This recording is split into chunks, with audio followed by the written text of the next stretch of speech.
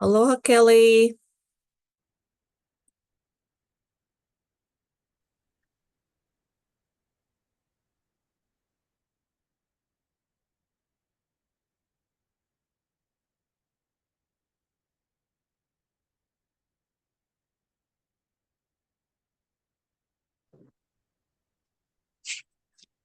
Good morning.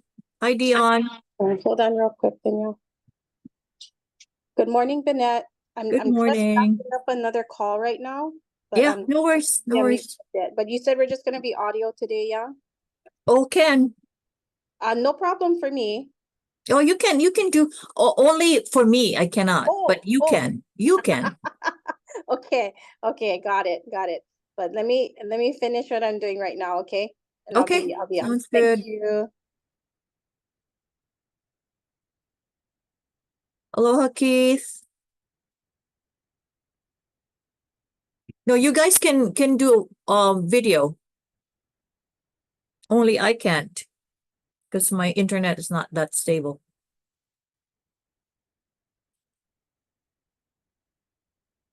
Hey, Keith. You're not at an airport? Wait, I can't hear you.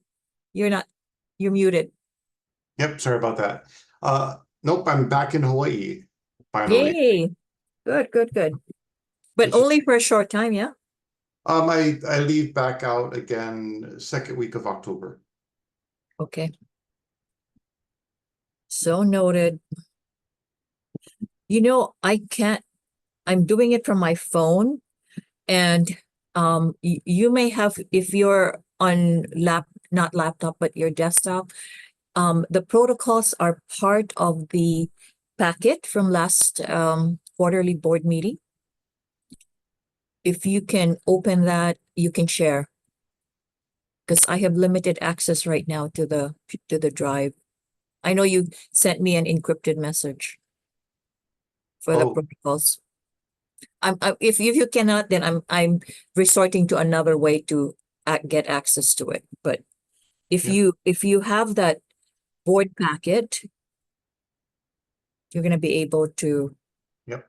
access it. Hey Trang, good morning. Good morning.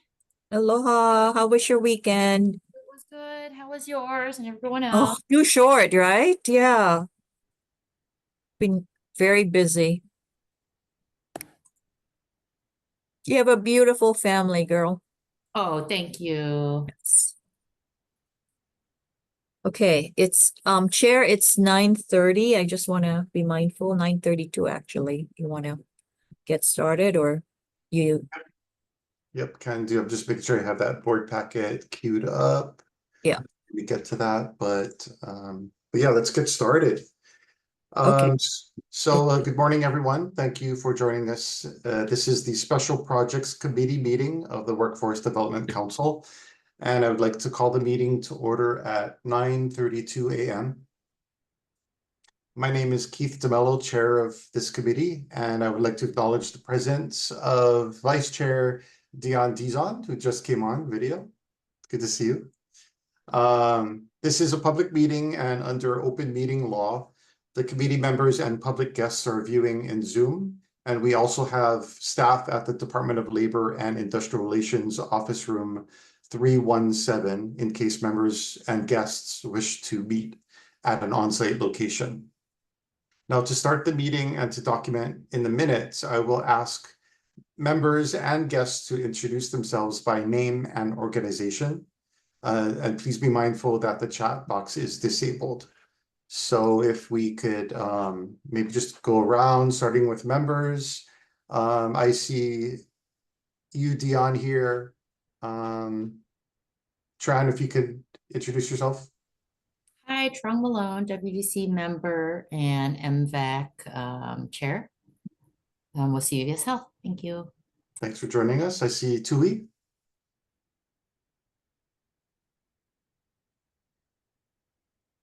Possibly on mute. Hi there. Good morning, everyone. Tui Scanlon, Chair of Youth Services Committee for the WDC, and also President of IATSE Local 665, International Trustee, and all of the other things and stuff that it does. What up? Man of many hats. WDC staff, that's you, I believe, Bennett, right? Yes, that's me. Okay. I see Carrie's joining us. I know his audio is just now connecting. Carrie, we're introducing ourselves. So if you could introduce yourself. Okay, Carrie Miyashiro, Quad D Solutions, Chair, Sector Strategies, Career Pathway. Thank you, and thank you for joining us. I see a couple of AI note takers here as well. That's really just AI, yeah, for our transcription. Yep, very, very cool. I know that's a nice resource. So I think I got everybody. I think Kelly Uweoko. Oh,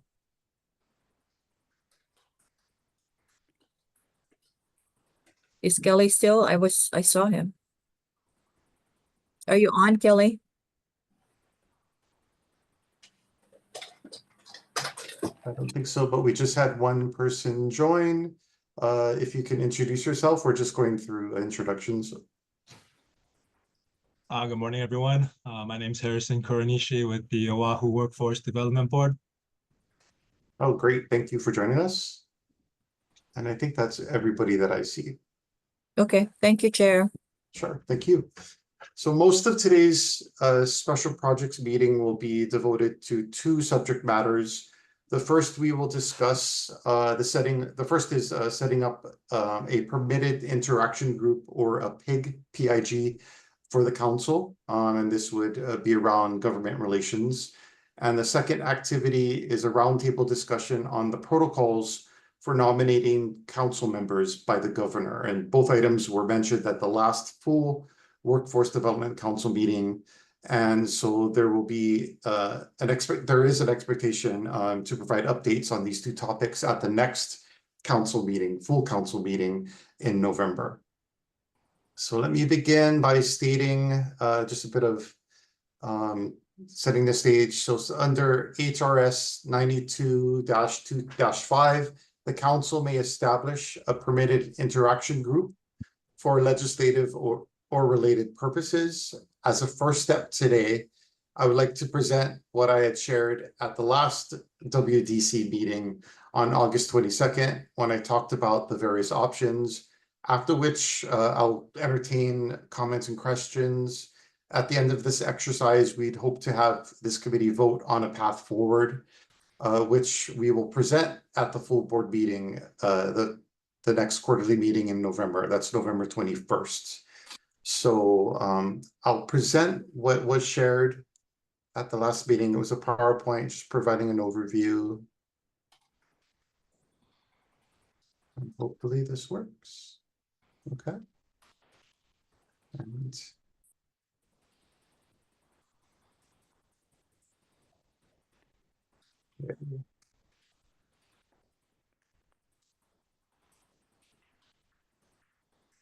okay, so in general, there are various options available to the WDC for permitted interaction group, ranging from having, in the area of legislative matters or government affairs, and those range from having, the council delegating the authority to staff, using the already permitted interaction group of up to 2 members of the board and no more, to work together and following guidelines set by the WDC, respond to and provide testimony on behalf of the council, and all the way up to forming a full PIG, permitted interaction group, which can be a bit cumbersome and slow to react during session, given that sometimes hearings, the notices come out sometimes 3 days before.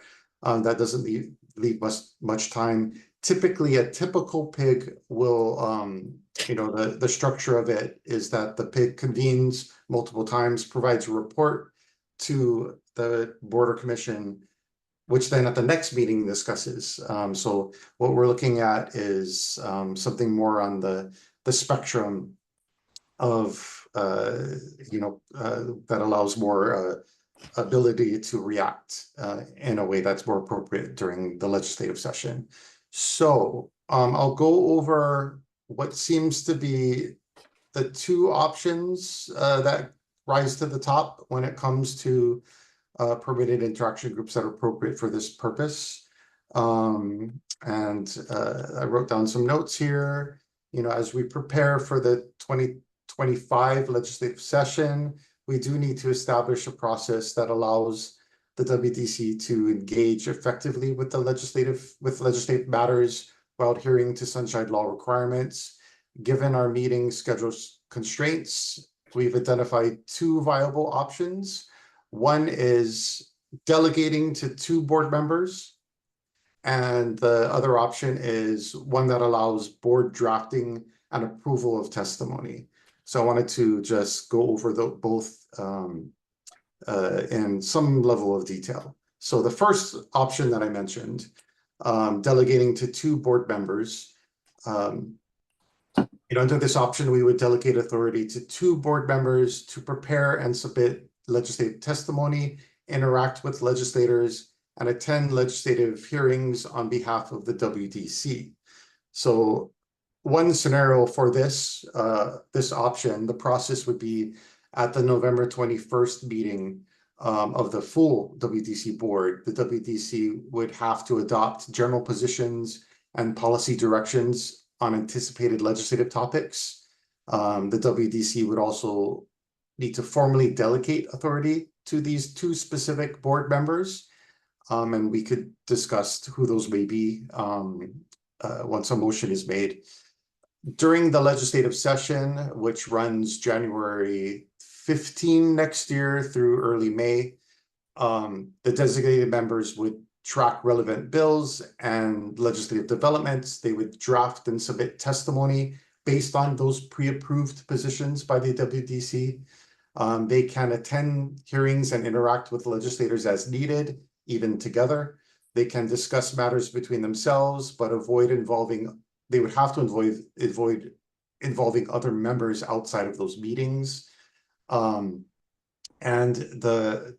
what I mean by that, the WDC meetings or others, subcommittee meetings.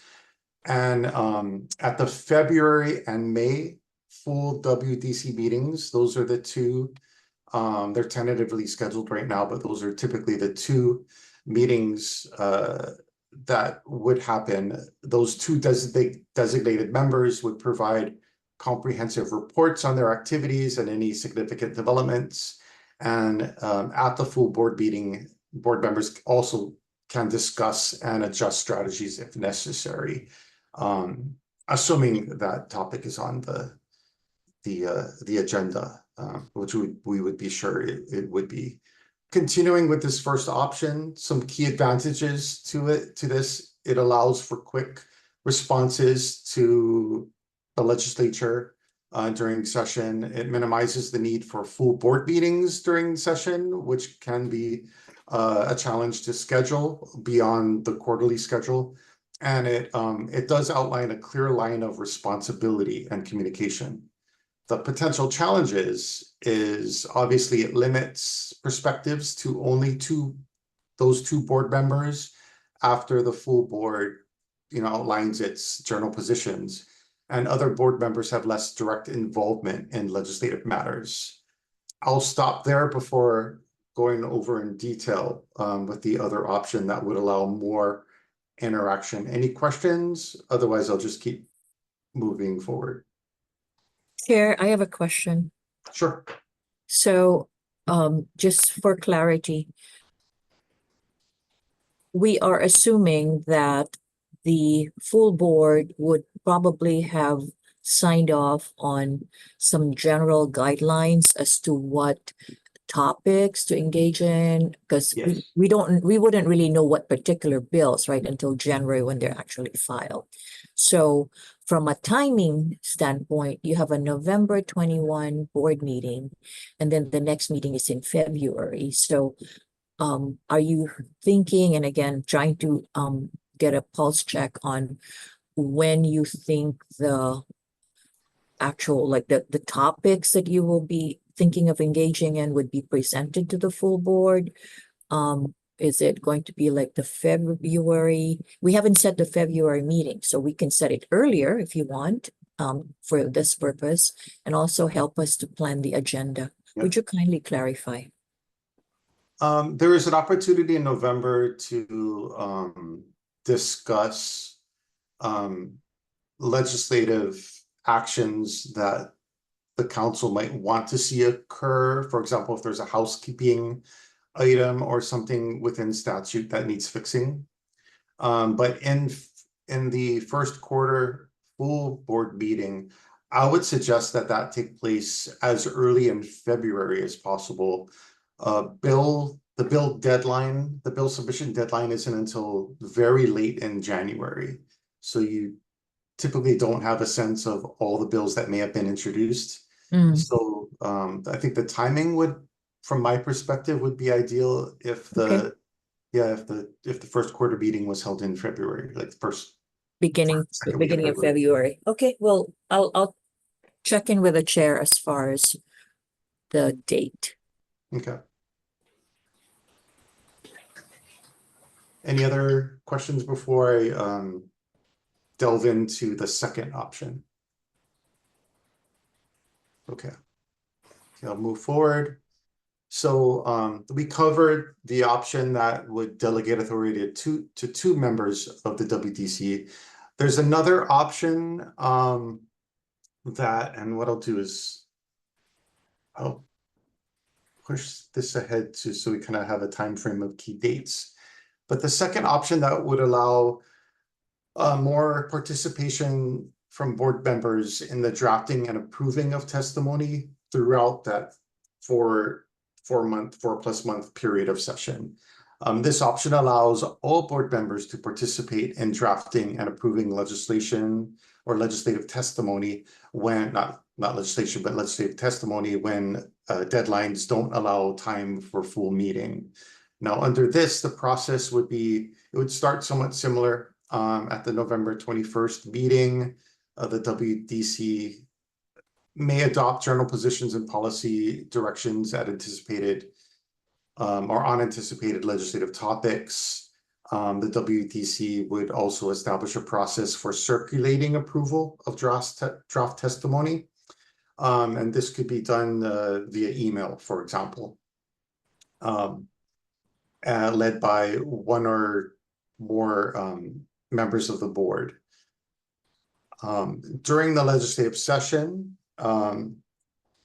when a relevant bill is identified and testimony is needed, a designated member or staff drafts initial testimony based on pre-approved positions. So that's going to be sort of the key driver of it. A specific in advance identified person or staff would actually draft the testimony.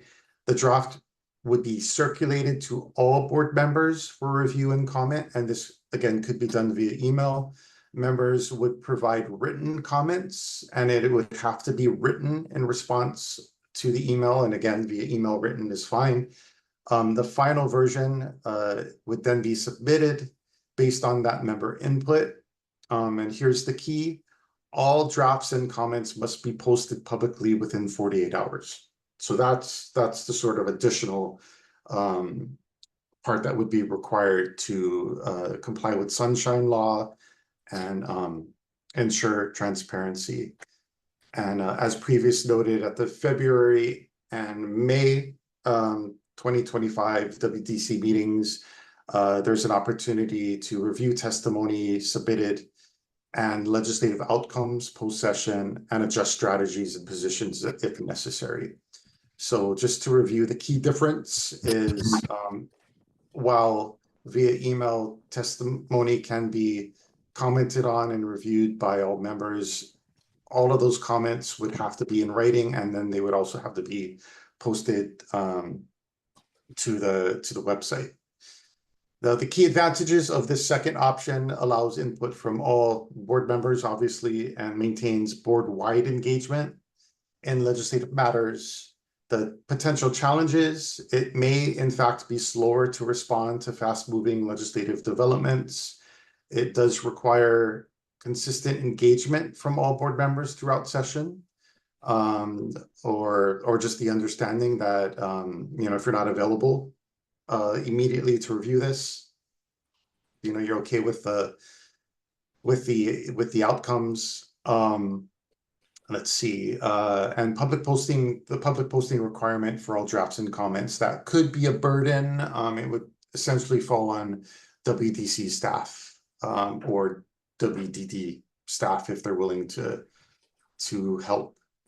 Both options have their merits and challenges. The first option is more agile, but concentrates responsibility, while the second option provides opportunity for broader input across all members, but maybe less nimble. So it's a trade-off.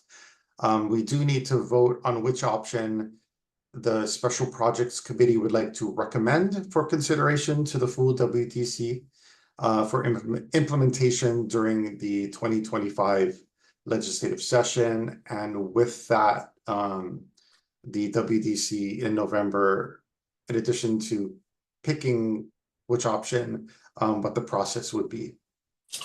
And with that, any questions? Yeah, Chair. Yes.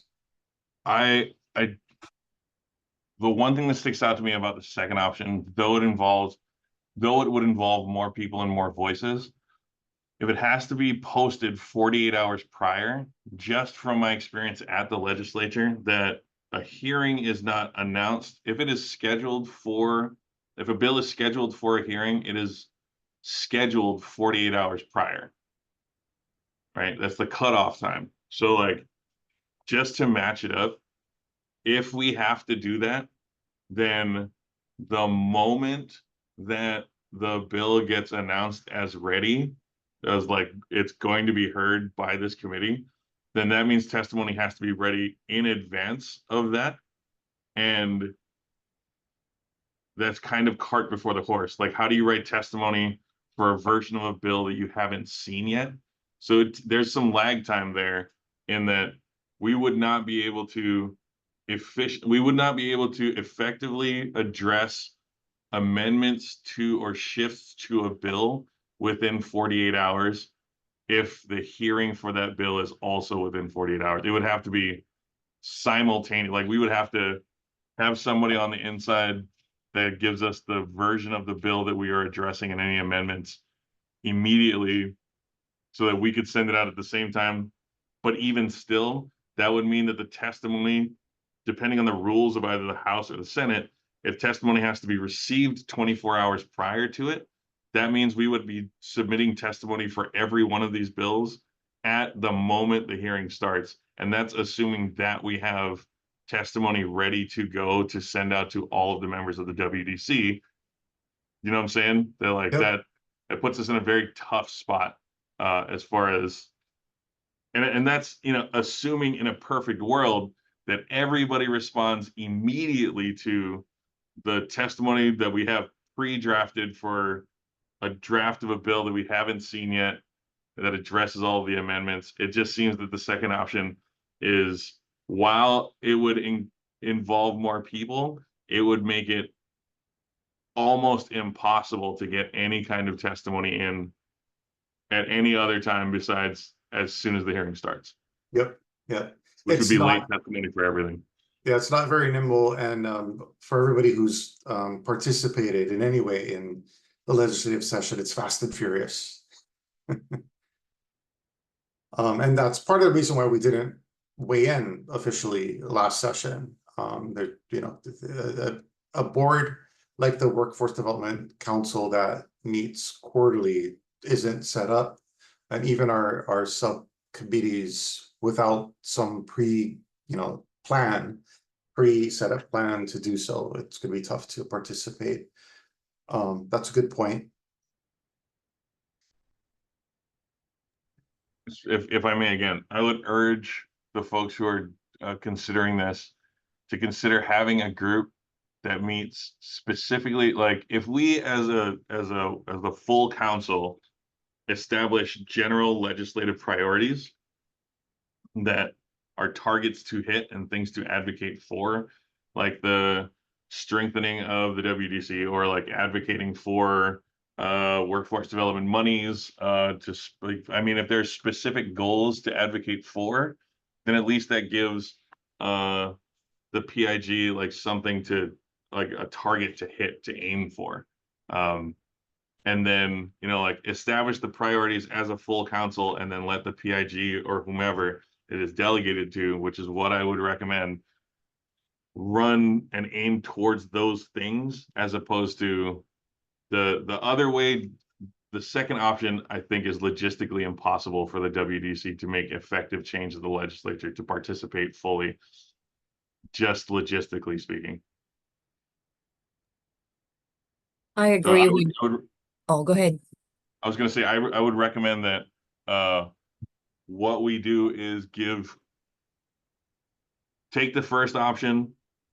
I would advocate for the first option and have the Workforce Development Council as a full council weigh in on what the legislative priorities that we have as a full council, and then whomever it is delegated to, that gives them targets to go after, to hit, and like establish the no-go spot, right? The no-go line. As once it gets to this point, that's off the table. Like, we can't advocate for this thing anymore. Pie in the sky, like high hopes, and more realistic, like this are the things that we absolutely need, and then, you know, go from there. That's my 2 cents on it. Thank you. Chair, if I may have the floor. Sure, Bennett. Yeah, so I agree with you know, the things that Council Member Scanlon had mentioned about the limitations, particularly when it comes to staff time.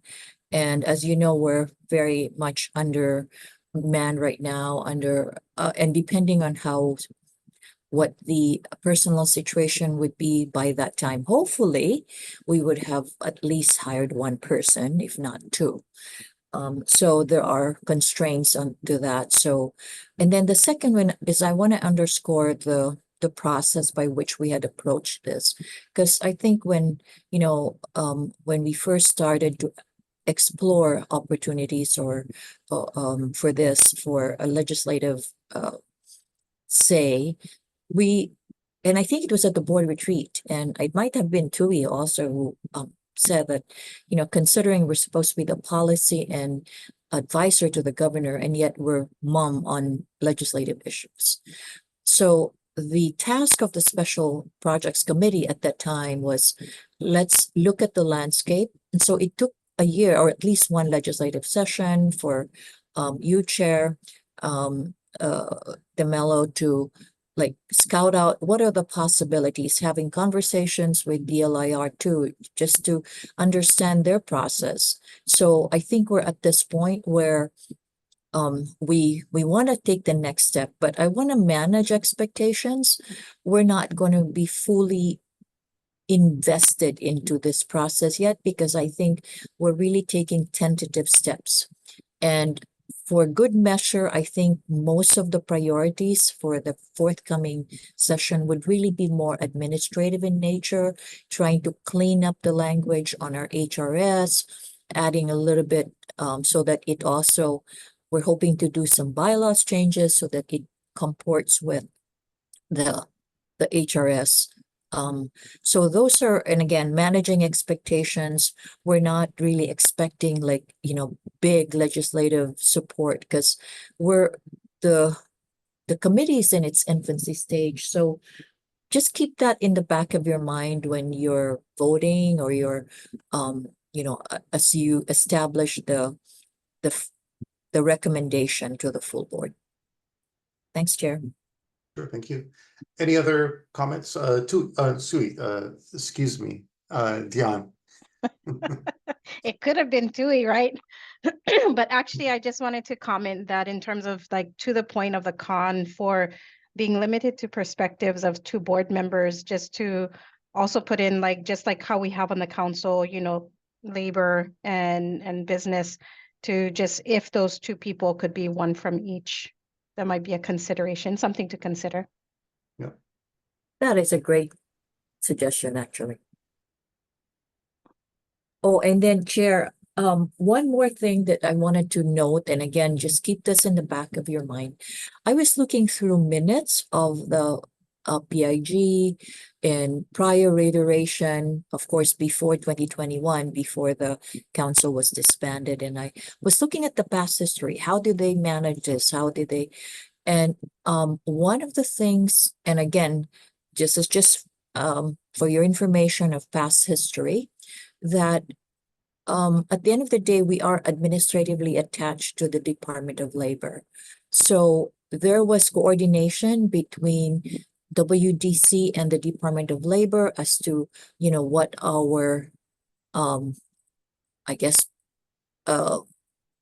subject matters as well as our stand. So there's no surprise. So in as much as, we have to say that, this is an independent body, I think we do have to collaborate and coordinate with the LIR when it comes to espousing certain, point of view or making changes to the HRS, that we would seek their support as well, because, we want to be able to be transparent.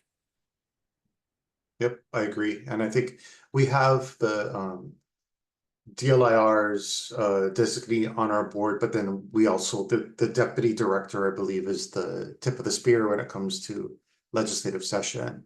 So I think it would be productive to at least engage both.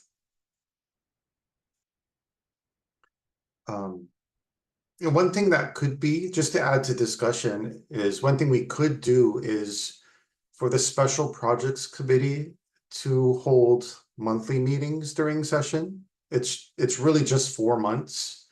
Or just make sure that this committee is at least meeting monthly in between the other board, the full board meeting, not necessarily to decide on testimony, but to provide a venue, another opportunity to report on status, and fine tune. The timing might not work as well, in terms of adjusting testimony, but it's at least an opportunity to provide that transparency and, just another opportunity to update. It would probably be, honestly, it would just be 1 or 2 additional meetings, because special projects would meet anyway in Q1 and the full board meets once anyway. So that's something I'd be willing to do, but something for additional consideration.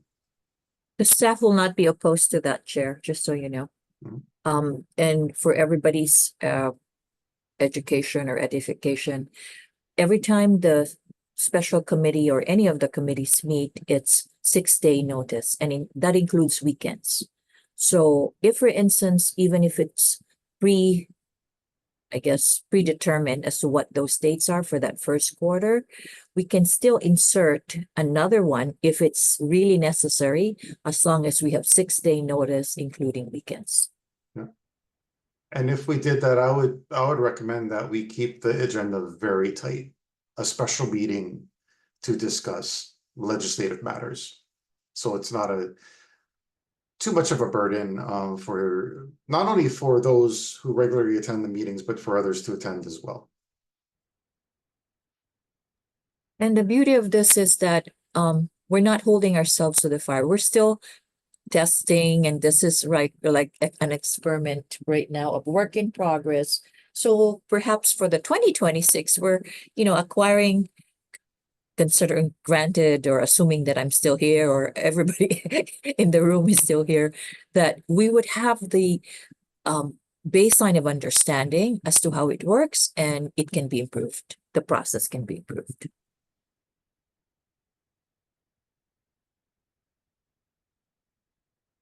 Let me ask this. I mean, we have it seems like we're leaning more toward the delegation to 2 members to at least lead testimony, review, drafting and review and submittal.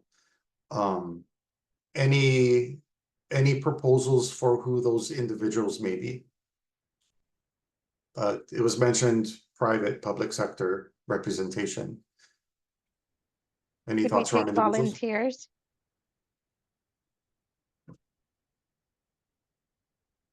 I would be open to volunteering myself. And if we, I mean, I guess if we do want to have a public and private representation, I would fall in the private side. We could argue that, you know, maybe I participate as chair of the Special Projects Committee, but then I wouldn't be involved in the testimony. That's if somebody really wanted to participate. I would just step back a little, but I would still be involved on a monthly basis. Chair, I think you would by default have to be involved. That's what I was thinking. Yeah. But I didn't want to assume that, and also not, I guess there's not necessarily, but yeah, I think that would be implied. But there is a scenario if two others really felt strongly, I can still help with, I could still be involved, but on a monthly basis. I just wanted to make that point. Not trying to get out of it. So labor would need to be represented if we are to follow what the vice chair is suggesting, so that there be a private sector and labor that's engaged. Yep, and thanks for the correction. I missed that. It was labor versus public sector. Thank you. I actually, so as if Tui doesn't have enough on his plate, like deflect. No, but if anything, I think that because I'm trying to think for some of the members on the council for labor, like I know Lorna, she has her plate full like during session, and like also like Tui for IETSE. So for our local, and the only reason, like, you know, because I'm familiar and I've done that type of work, I wouldn't necessarily nominate myself or, you know, self-nominate, only because my work right now for where I am doesn't necessarily involve that. So I'm not sure if I'm the most appropriate. But I just, so I make space for Tui to talk. Any comments, Tui? I am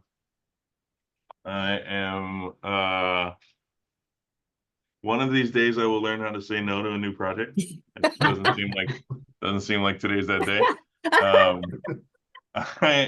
I'll be honest, I'm gonna be at the legislature already. Yeah. I you know, for our local, I just about live down there. Like I should almost rent an apartment right there. Because I'll be there that often. Yeah, I can do it. At the very least, I can commit to drafting and submitting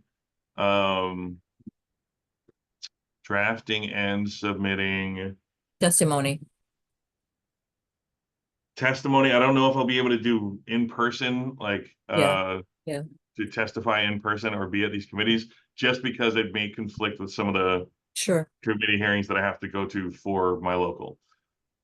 So But at the very least, if you give me a target, I can draft I can work together with Keith to draft the written testimony and submit it in time. you will not be alone. You can have the assurance that the staff will be there with you and will try to lighten the burden or the load. But Chair, I have a question so even if, let's say the pig is actually you and Tui, assuming that, but that does not preclude Kelly Ueoka or somebody else like Trang to carry the ball from that point on if, for instance, Tui is not available, right? What do you think of that idea? So even if, you know, the actual discussion is between you and Tui, but can you hand off the delivery of the testimonies to someone else if they're reading or summarizing and representing WDC? You know, that I know, I mean, and the submitting the testimonies electronically, that I don't think that's the issue, but attending in person or even virtually, I would want to check with OIP on that just to make sure, but I think Okay, it'd be allowable, but there might be an if in there somewhere. yeah, because in that fashion, they're really representing WDC. Yeah, 'Cause- I could, Yeah. I'm sorry, go ahead. Go ahead, go ahead. I was gonna say that, like once testimony is submitted,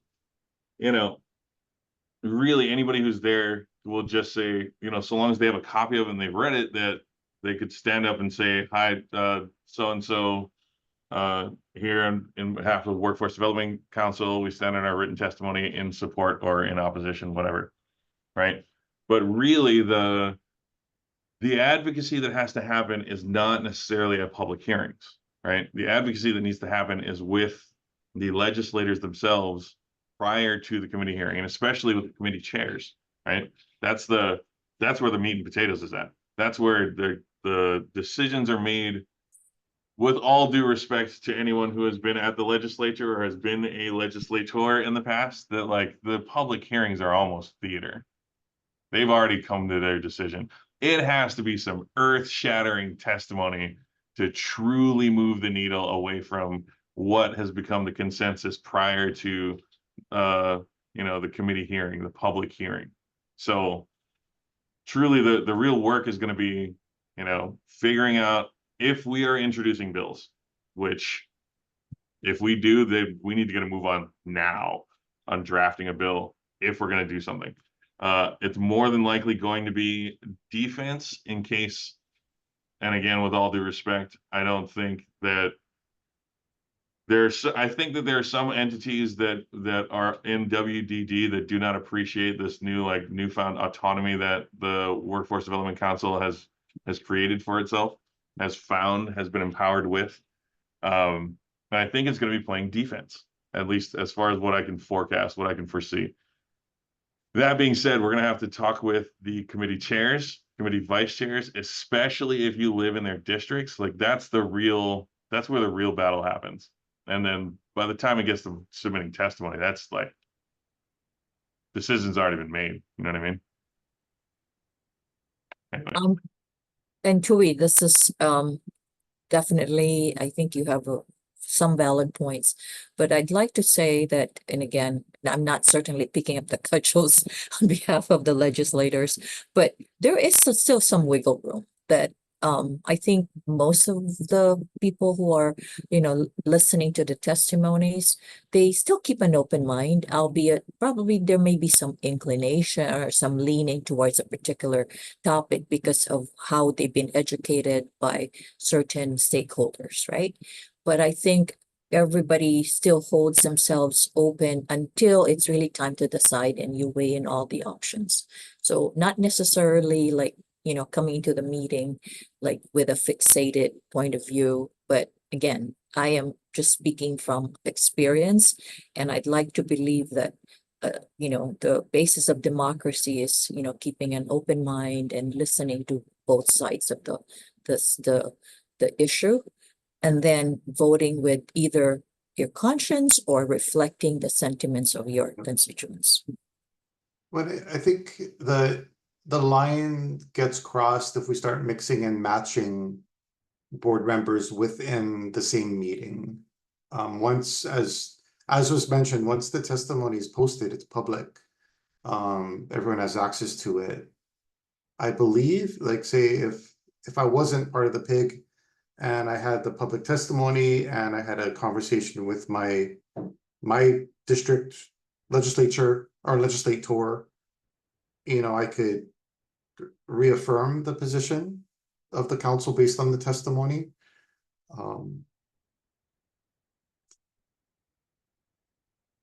But yeah, I think the issue would be if we start trying to include in those meetings various members of the council, because that goes to sort of those private meetings that are held that are not Public. that are not sunshine. Yeah.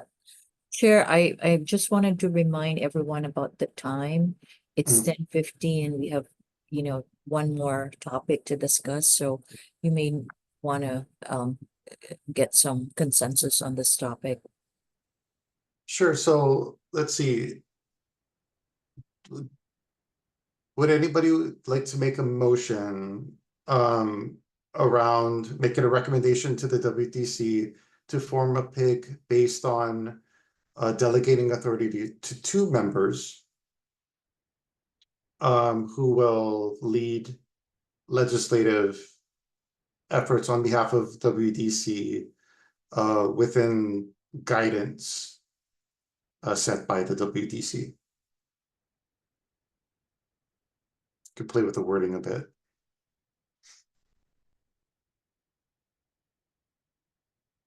And we could even name the individuals.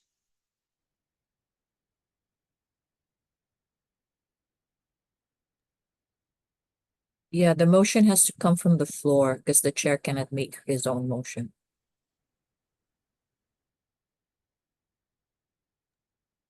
May the vice chair make a motion, or also I'm excluded as Can, well? you can.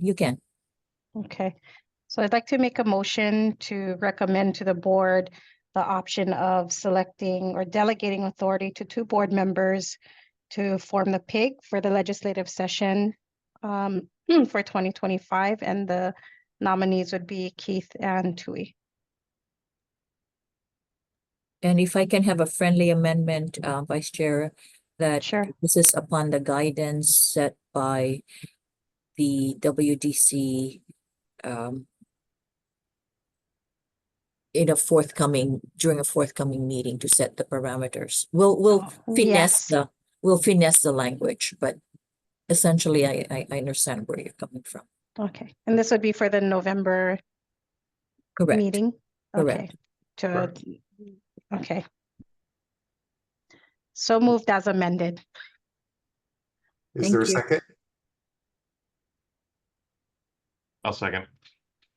Okay, it's been moved and second form a PIG based on two board members with the nominations being Tui and myself under the direction of the WDC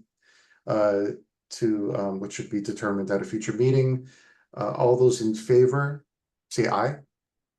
Aye. Aye. All those opposed, say nay. Any abstaining? Okay, motion passed.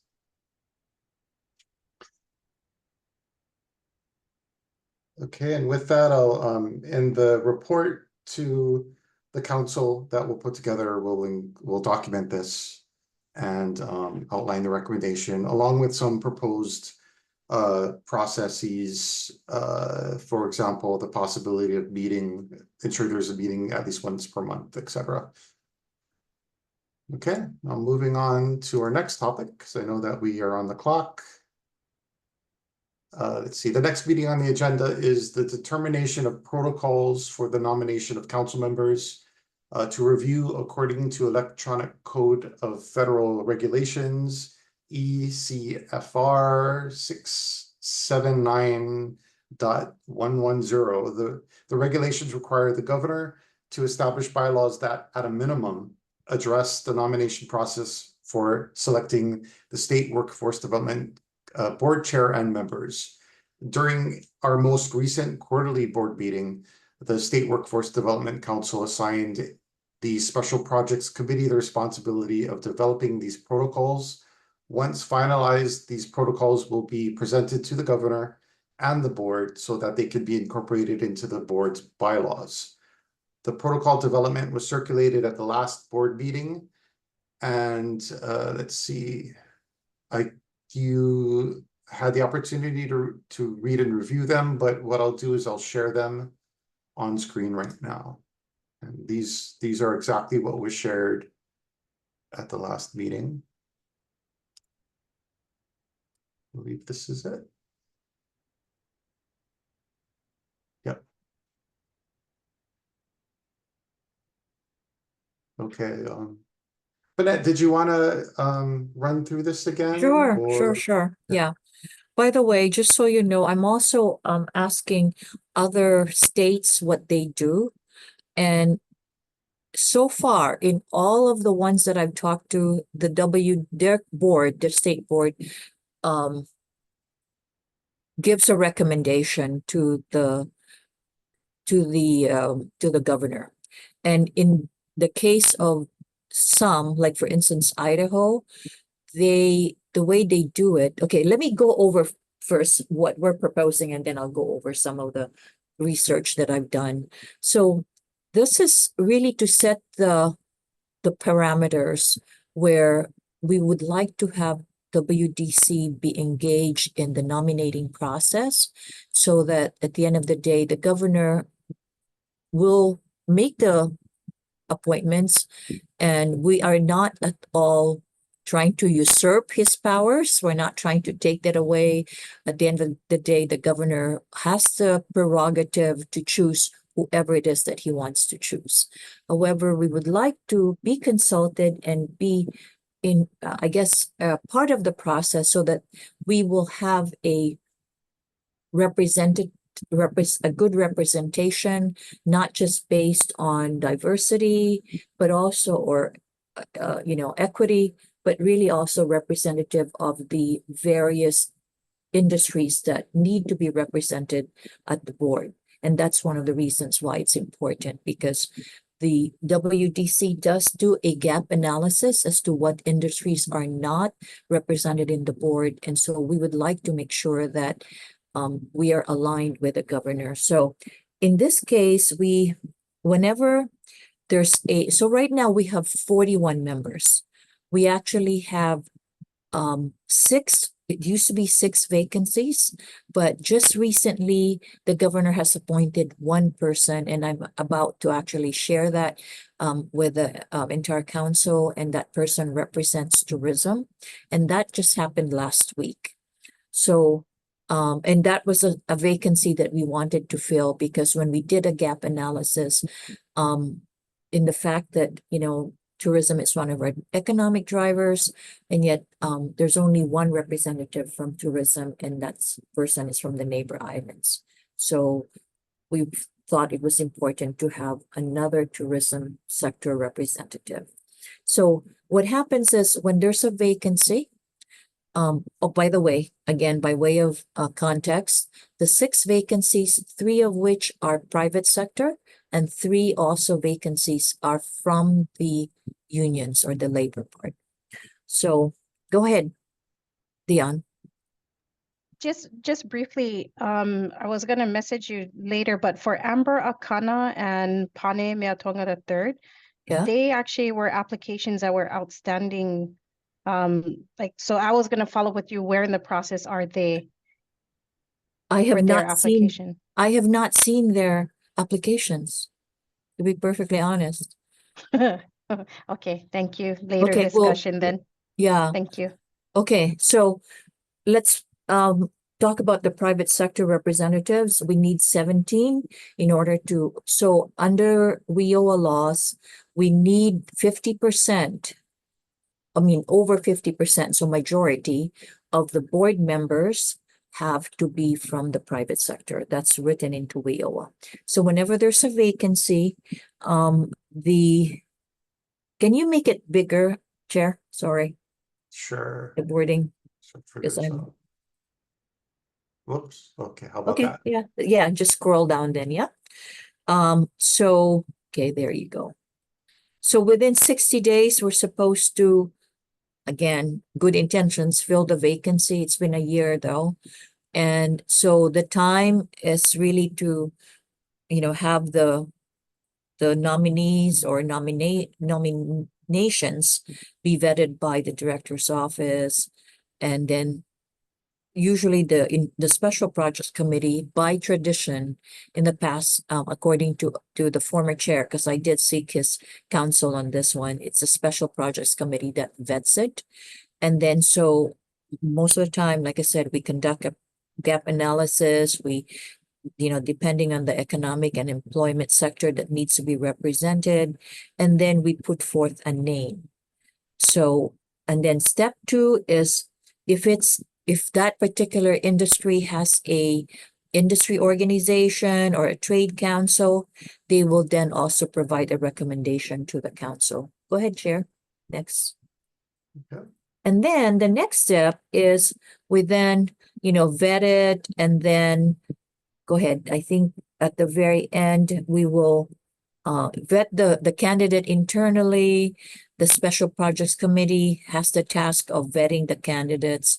And then when the candidate passes the internal vetting, the name is submitted to the Director of Labor, and then from the Director of Labor to the Governor's Office.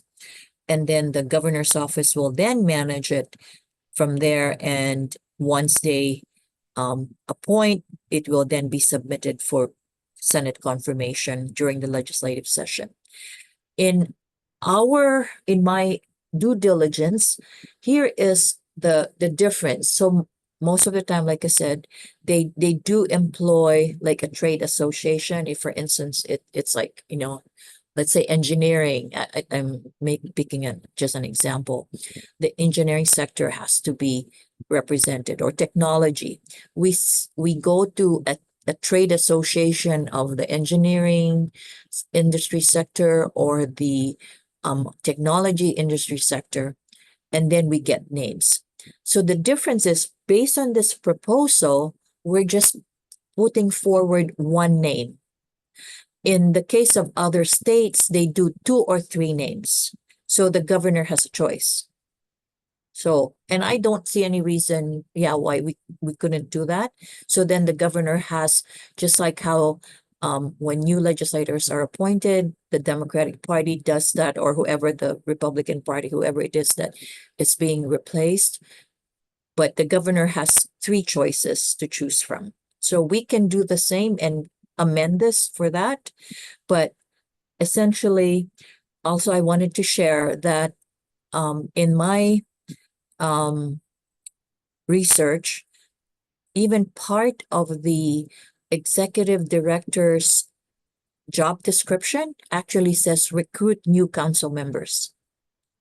So it is clearly the purview of the council to support and promote, to make sure that the composition of the council is diverse, equitable, and representative of the emerging industries that is in our community. That's a good point.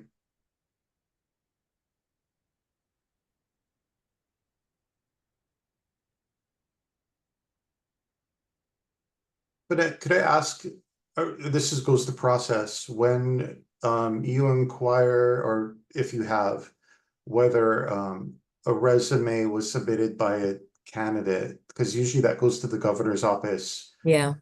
boards and commissions, director or person. I think Wendy Kondo is the Yes. person now. Do you do that through DLIR or directly?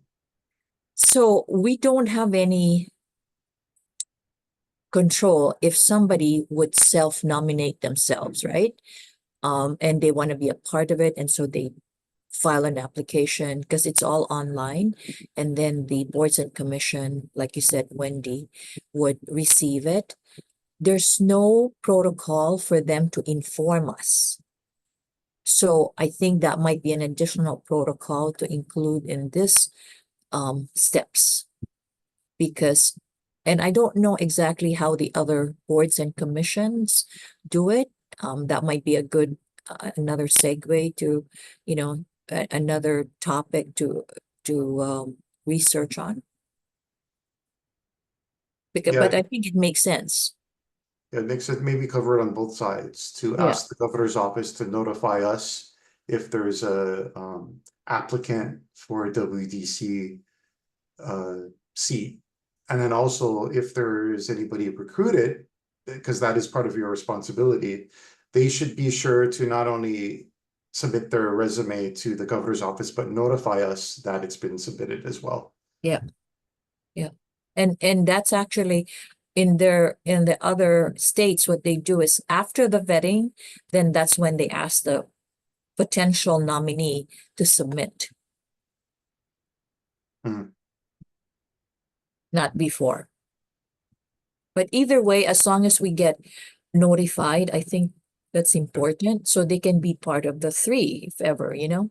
Yeah, and I've seen it work both ways where, even when you submit your resume to the governor's office site, you check a box if you're interested in other positions. Mm, So it's good to even know if that's already been done. But that would probably fall on the responsibility of the applicant to notify us. okay.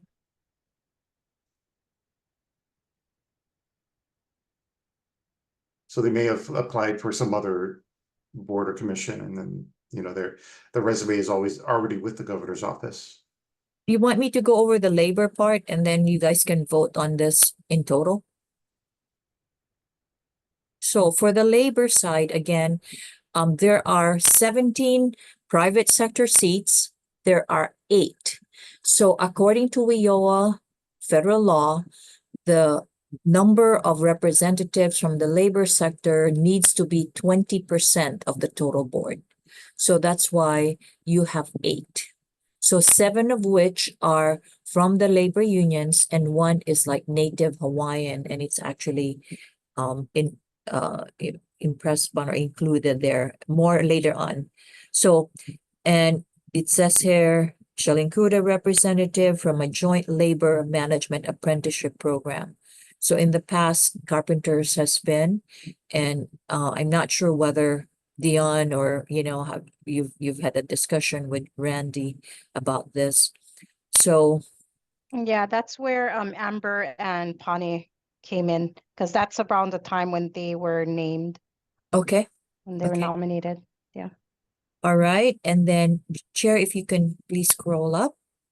So similarly, we work closely with the Labor Federation. So in this case, it's Randy, what is his last name now? Pereira. Pereira. That's Pereira in his capacity. Yeah, as that's in his AFL, capacity as yeah. the president of the AFL AFL-CIO. CIO, right? Mhm. So it's not as HGEA, but as the Labor Federation. And then they vet the name, and then internally, the special projects, again, just to make sure that we have the same process or protocol as the private sector, just goes through the special projects committee. And then after that, there's an internal vetting, and then we submit it to the governor for further vetting. In this case, though, it may very well be, because there's not enough labor unions to have, if you have 3 seats, to have 9 people be submitted. It may be directly whoever the Labor Federation has voted on. Right? Because we don't have 9 unions to, call from. It has to, Yes. I think, whoever is available or has the bandwidth. I think that's some of the things that and of course, interest in workforce development.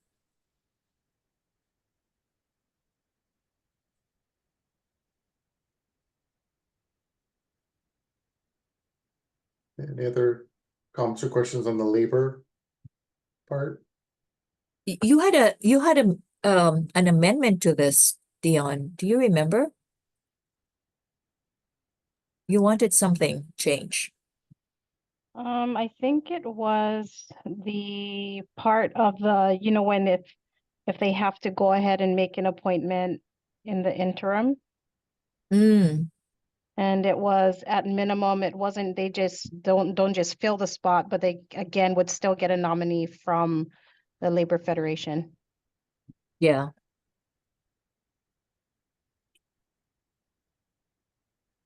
Yeah, I think it You was that remember? in item point, Oh, in not line item 10, 10. 10, yeah. Yes, in 10.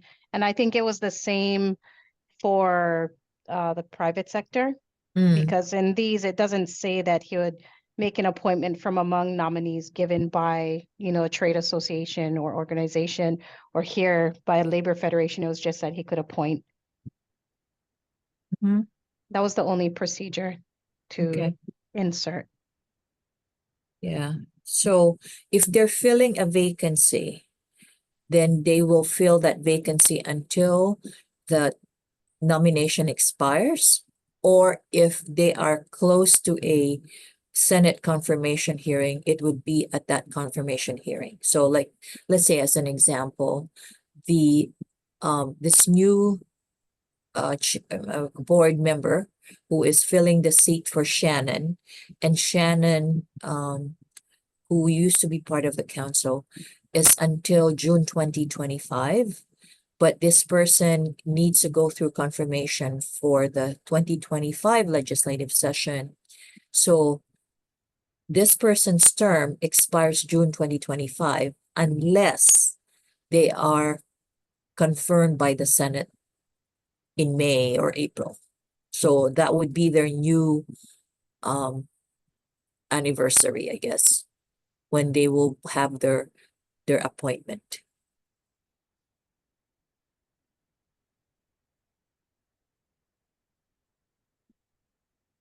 Did you have any other questions, the other council members?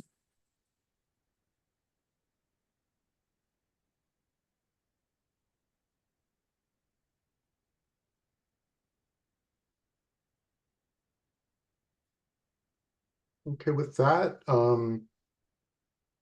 I'd entertain a motion to adopt this process with the amendment to item 10 just discussed. And also the amendment about submitting 3 names for the private sector. Yes.